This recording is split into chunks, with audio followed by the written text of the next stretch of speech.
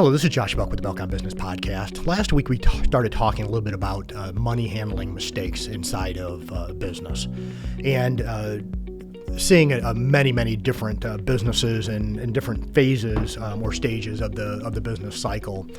And there generally are some foundational mistakes that generally we will see over and over again. And most of these are rather foundational, but when we're in business, especially when we're early on, and of course it's never too late to kind of begin to do things maybe in a better way than we're doing them now. But especially early on in business, a lot of the success or failure of the business comes into understanding or having a good understanding of the finances, kind of understanding where you're at and what it's going to take for you to get to where you're wanting to go. Not handling the financial functions inside of the business, the accounting finance function inside of the business really can create all kinds of issues, create internal control issues. It can create financing issues, and it can create essentially the ability for the business to be able to sustain itself.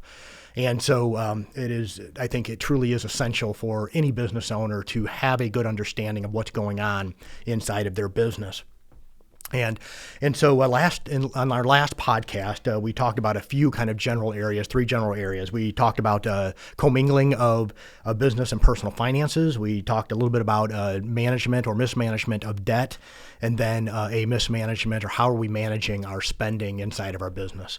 Today I'm not going to go back and rehearse any of that, but I'm going to kind of pick up on just kind of three more general areas today as we talk a little bit about money handling mistakes in a second part of this particular series.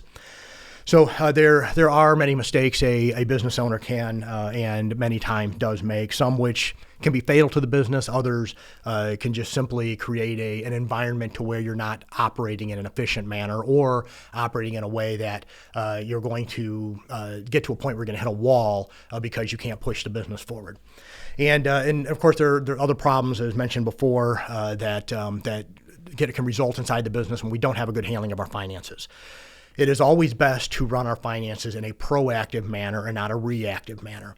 So many times we end up planning to fail by default, to kind of use probably an overused line, but we essentially end up planning to fail because we fail to plan.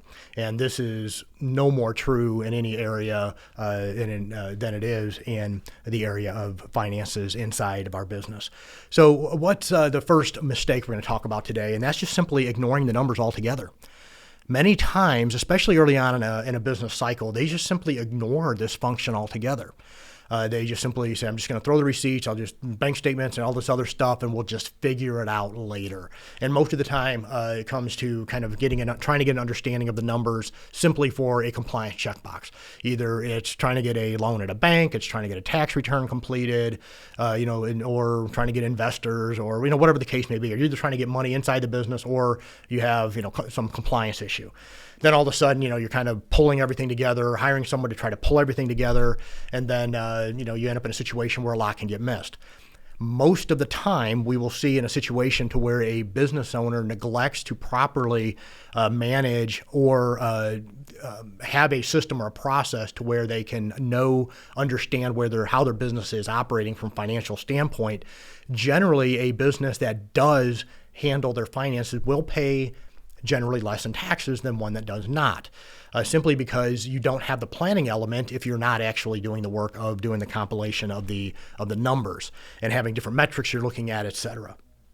So for most businesses, especially in those early on, kind of in that startup phase and that, kind of getting to the point of perseverance, trying to move toward profit, many times business owners in those particular phases or stages of business will simply just ignore it until they actually need to provide something. And like I said, this generally results in overpaying of taxes. It also results in inability to have an understanding of what it is and is not working inside of your business. So when you have a good understanding of your numbers, you're going to be able to see this is what's working inside of my business and this is what's not working inside of our business. Or you're able to bring someone in to say, hey, I've got our numbers together. Can you help me understand this a little bit? Okay, so efficiency is going to be compromised when it comes to a business owner operating a business without having a good understanding of their finances, and also it can result in making poor financial decisions. We do a lot of tax in our office, and we see a lot of reactionary kind of knee jerks to try to drive a tax bill down or something to this effect. And sometimes it's just in a situation to where, they kind of putting everything together a little bit too late, and then they end up in this situation to where, oh boy, I've got a problem as it relates to taxes. And so ignoring the numbers can result in that knee-jerk type of decision-making as it results to spend. It can result in overspending. And, of course, the list can continue on. So the first big mistake for today, just simply ignoring the accounting function altogether. Secondly, not budgeting or cash flow planning at all, okay, or not doing it properly. So every business, just like every home, if you're managing a home's finances, a household's finances, should be operating on some sort of a budget. And so that is true as it relates to businesses especially. And so your budget should be developed and should be put together around your goals. Of course, I put podcasts out there on budgeting. They're out there a dime a dozen. If you need help on that, get some help as far as trying to put together a budget. Cash flow planning isn't talked about as much, but they really kind of go hand in hand. So a business that doesn't do either is essentially going to find themselves in a position as they don't know when they need to bring cash in. They don't know when they're going to run out of money, et cetera. And so another big money handling mistake is not budgeting or cash flow planning. So your budget should be developed around the goals and the projections that you have going forward, along with your cash flow as well, your cash flow projections. Understanding when is your projected revenue going to hit, and then when is that spend that need to go out the door. So when is the money coming in, when is the money going out? And so certain questions that you may want answered, and it's only going to be answered through doing proper budgeting and cash flow planning. And first of all, we're struggling in cash. When are we going to run out of cash? Okay, to kind of understand, okay, if we keep operating the way we are, when are we going to run out of cash? When can we hit our savings metrics or scale the business or make improvements inside the business? So having a budget that includes that, having your cash flow projections to know when you're able to spend it will help you be able to manage your business and be able to push it forward. Cash flow needed for taxes. Okay, make sure that we have that money coming in and it's being budgeted and put off to the side appropriately. When do we need equipment? Hire more personnel. I've had a couple meetings just this week at the firm level as far as, if we need to bring more help, when are we able to do it? When should we be doing it? This type of thing, because we're kind of at capacity. And so now we're kind of looking over the next 3 to 6 months and saying, okay, these are the things that we need to do. But you know what? When we sat down, my team member and I sat down, we developed our budget, and then we tweaked it here this past week to be able to make sure that we're able to do the things that we need to do to be able to take the next step inside of the business. So personnel, savings and crisis planning. And so when we talk about savings and crisis planning, I'm using crisis in a general term, but basically planning for a season to where things are going to be difficult. Mentioned a little bit about this last week, but that needs to be part of this budget and cash flow planning that you're doing inside of your business. To understand, do I have adequate cash? Now, that cash should not be coming from debt, as we talked about last week, but really should be kind of sitting in that retained earnings or members' equity section of your balance sheet. So when you're going through and you have a savings account, that should actually be free and clear earnings and profits that's sitting inside of your retained earnings, not as a result of debt or a line of credit or something that you have sitting on the books.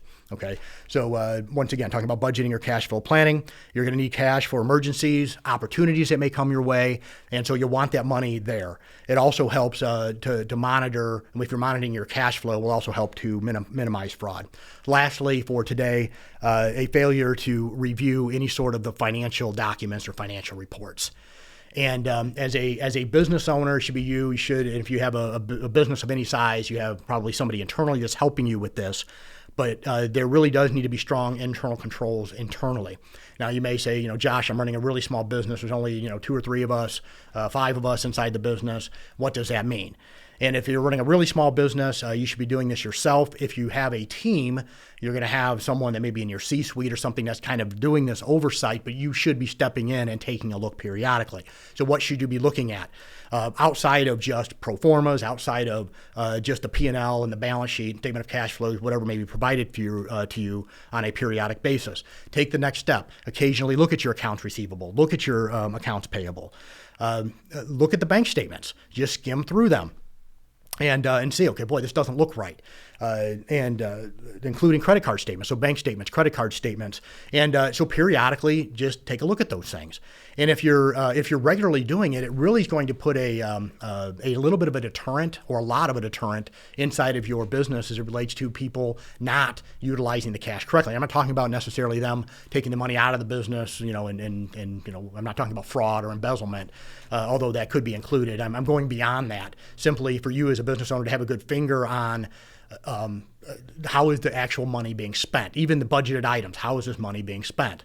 And so as a business owner, you're going to want to have your hand on these things periodically. Just keep a good eye on things. So 3 more money management mistakes we talked about today. First of all, just simply ignoring the numbers, putting our proverbial head in the sand, not paying attention.